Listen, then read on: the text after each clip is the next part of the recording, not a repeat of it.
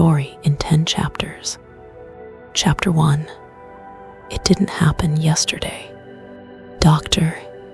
Ilya Voss didn't believe in ghosts. She believed in drift. Cesium 133 oscillated 9,192,631,770 times per second. And her job was to make sure it never missed. The National Institute of Temporal Standards kept a vault of atomic clocks in Boulder, Colorado, buried 30 feet down where the earth was quiet. Ilya's master clock was Nistef 4. She called it 4 the way sailors name hurricanes. Tuesday, 14:03:59 MST. The red digits on 4 stuttered. 14:03:59 to 14:03:59 to 14:03. 60 to 14:03:59. 60 doesn't exist. There is no 60th second. Leap seconds get added at 23:59. 60. Not in the middle of a Tuesday. And this wasn't a leap. The GPS constellation didn't see it. The NTP servers didn't see it. Only 4 saw it. And 4 was the one the others calibrated to. The error lasted 0.000000000 seconds, according to the log, which is another way of saying it didn't happen. But Ilya smelled something when it happened. Wet basalt, cold slate, the mineral smell of a cave that hadn't been discovered yet, stone that hadn't formed. Her intern, Jay, leaned over her shoulder. Clock glitch. Time doesn't glitch, Ilya said. Time holds. Jay pointed at the log. Says here it's just an empty space. Ilya didn't correct him. But empty spaces don't breathe. And for 0.000000000 seconds, something in that space had inhaled. Chapter 2. The gap the mind can't stay. After 4 lied, Ilya started seeing the leaks. Not with her eyes, with the part of your brain that counts without permission. Leak 1. Elevator, building C. She pressed 3. The doors closed. The number didn't change. 1 second. 2, 3, 4. On 5, her stomach dropped like the floor had been cut out. The number blinked to 3. The doors opened. No one got on. Leak 2, break room microwave. She hit +30s. It beeped instantly. The display still said 30. The burrito was cold. The beep had arrived before the time elapsed. Leak 3, conversation. Doctor, Park, we need to recalibrate the cesium standard. Ilya asked, recalibrate the what? Park frowned. I just said, the cesium standard. You stopped. I didn't. She checked the security audio. There was 1.3 seconds of flatline. No room tone. No air. Like someone muted the universe. She labeled the file leak 003. WAV, and her hand shook. Time didn't hold it properly. It leaked from something more. And in that more, pressure was building gap. Chapter 3. A pause too wide. The wide pause happened in room 214 during the 10 a.m. standards meeting. 12 people, 1 donut box, 3 whiteboards. Park was at the board. So if we calibrate to the world took a breath it didn't have lungs for. The air conditioners hum stretched like taffy. Ilya's pen, halfway through a note, stopped on the paper. The ink bled into a perfect circle. Because surface tension had extra time to work, her skin felt shrink-wrapped.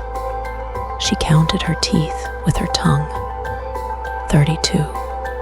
Counted again. 32. It felt like it took an hour. Park finished. Cesium standard will be fine. The AC resumed. The pen snapped. A blob of ink hit her wrist. Did you feel that? She asked Jay. Feel what? The pause. You paused. You were thinking. Ilya pulled the meeting recorder. The waveform showed a 1.3's flatline. Before and after. Normal room tone at minus 42 dB. During infinity dB. Not silence. Absence. And Park's mouth on video moved wrong for the word cesium. His lips made a shape that wasn't in English. A shape that belonged to a language older than decay. She ran it through lip-reading software. It guessed caesura, the musical term for a break. A break in time. Chapter 4. Hands unsure, astray. By Friday, all clocks hated her. Wall clock in the hall. Second hand ticked, shivered, went backward 2 degrees, then snapped forward 3 degrees to catch up, like it saw something and flinched. Her watch, the battery was new. At 16:22, the minute hand jumped to 16:23, then back to 16:22, then to 16:23 again. It couldn't decide. Microwave. She set it for 1 o'clock. At 0:42, it showed 0:43, then 0:41. She printed the NIST timing policy and taped it over her office clock. The paper didn't help. She could hear the ticking through it. Tick, tick, tick, tick, tick. At night, she dreamed of sundials. She bought one from a museum gift shop and put it on her desk in a room with no windows.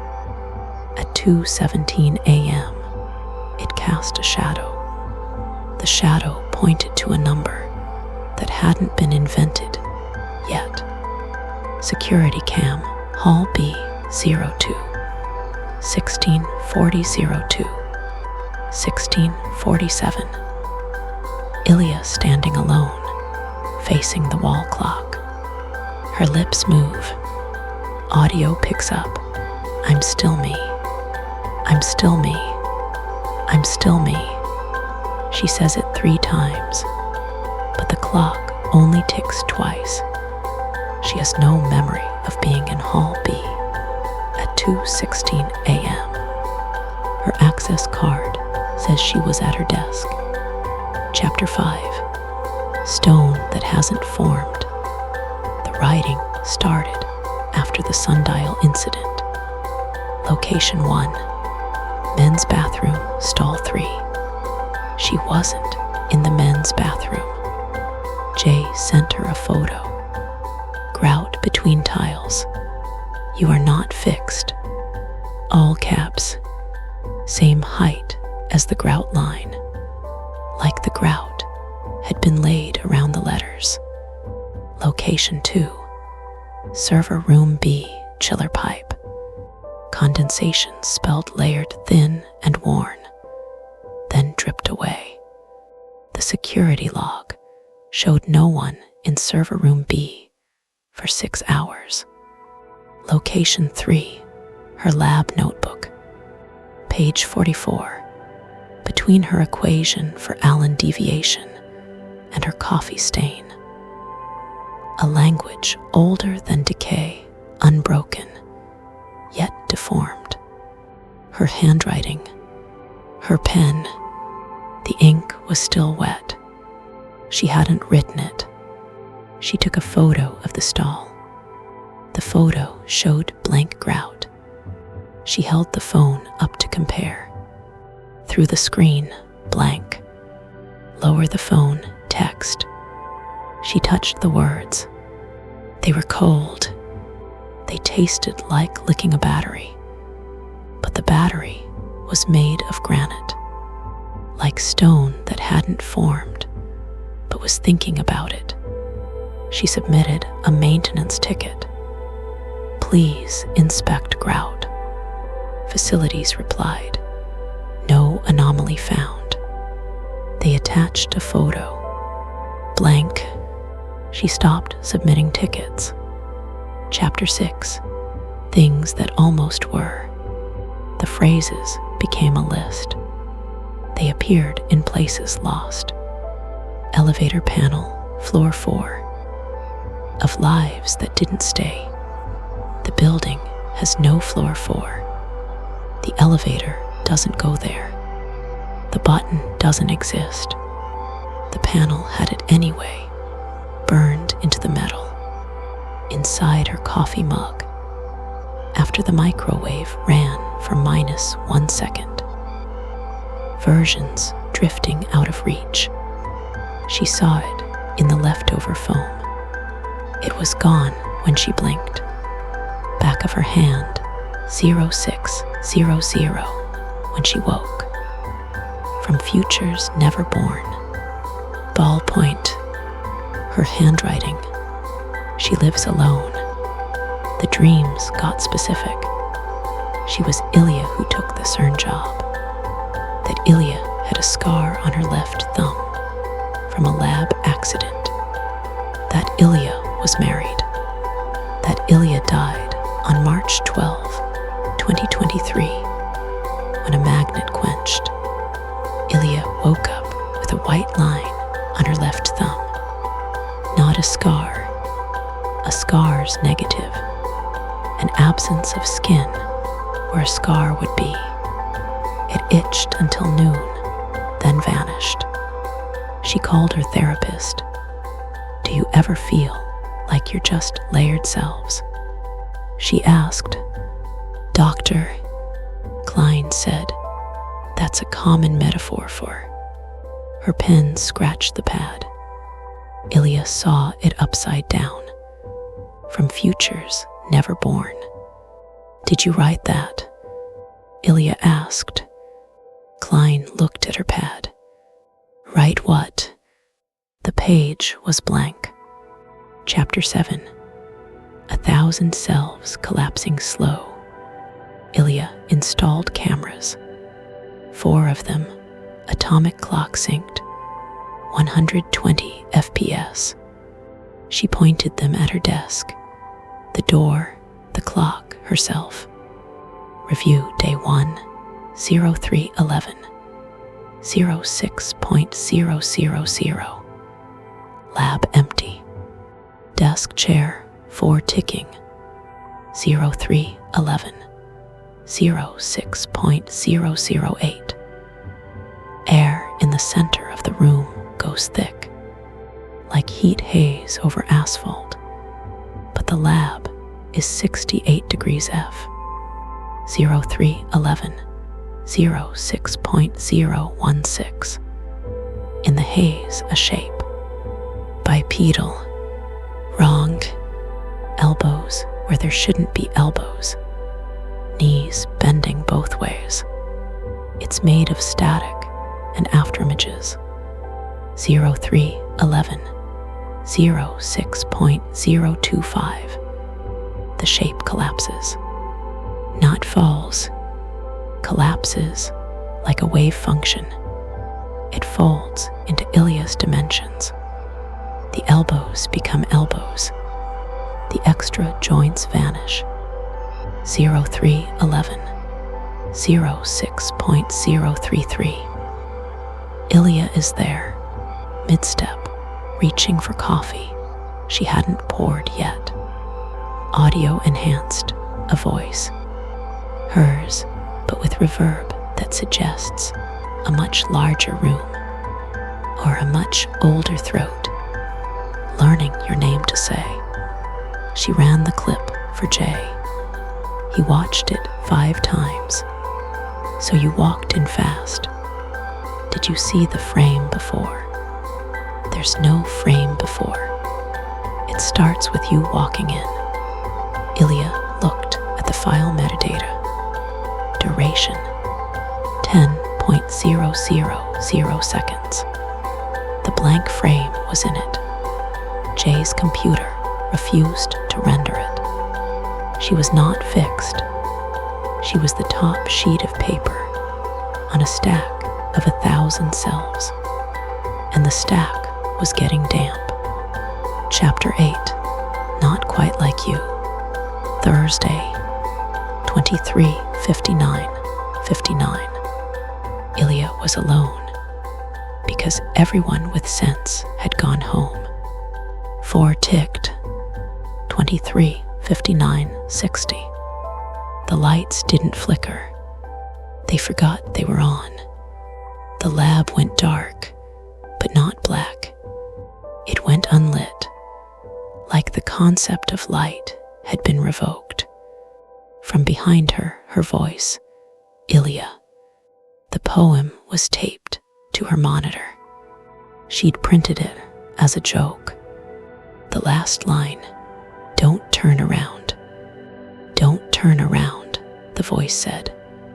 It was her voice, but it had been stored somewhere cold. Don't try to see. The air behind her was epoch cold, not temperature, age, the kind of cold you get from standing between 2 millennia. What stands just out of time, the voice continued. Ilya clapped her hands over her ears. Her hands were already there. They'd left her desk 0.4 seconds before she told them to. Waiting. 4 stayed at 23:59:60 for 4.2 seconds. Then it jumped to 00:00:00. The lights remembered. Her hands were still over her ears. Her heart was doing 180 BPM. The log said no time had passed. On her desk, in condensation on her water bottle. Not quite like you, but close enough. Chapter 9, a second that stretched.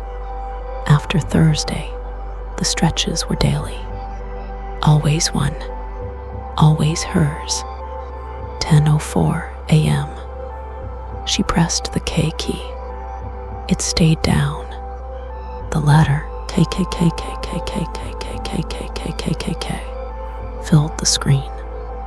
When she lifted her finger, the clock said 10:04 a.m. It had been 10:04 a.m. when she pressed it. 3:22 p.m. She blinked. The dark was long. In the dark, she heard her voice say, "Thank you for holding the door." She hadn't held a door today. At 3:31 p.m., she held the door for a man in a gray coat. He looked at her like she'd slapped him. "You said that already," he whispered. In the stairwell, 10 minutes ago. She hadn't been in the stairwell.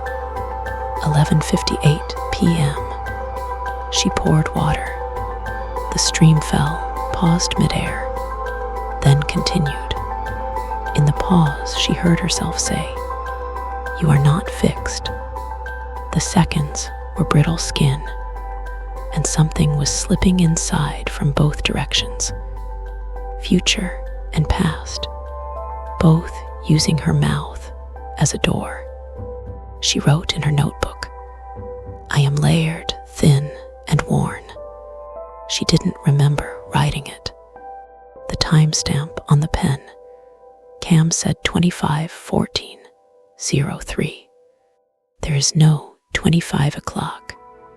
Chapter 10, only an epoch away. Ilya doesn't work at NIST anymore.